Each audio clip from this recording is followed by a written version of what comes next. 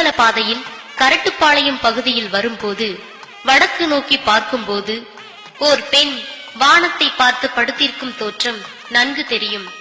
அதேபோல் ஈரோடு சாலையில் கூட்டப்பள்ளிக்கு அருகில் இருந்து தென்கிழக்கே பார்க்கும்போது ஒரு ஆண் படுத்திருப்பதை போல தெரியும். சங்ககிரி சாலையில் வரும்போது வடக்கு நோக்கி பார்க்கும்போது நந்தி அமர்ந்திருப்பதை போலவும், குமாரமங்கலத்திலிருந்து மேற்கு நோக்கி பார்த்தால் ஒரு கழுகு சிறகை விரித்து அமர்ந்திருக்கும் தோற்றமும், பொதுவாக நகரில் இருந்து பார்த்தால் சர்ப்பம் தலைவிரித்து ஆடுவதைப் போலவும் தெரியும். ஒரே மலை ஆணாக பெண்ணாக மற்றும் பல தோற்றத்தில் தெரிவது உலகிலேயே திருச்செங்கோட்டில் மட்டும்தான் என்பது குறிப்பிடத்தக்கது.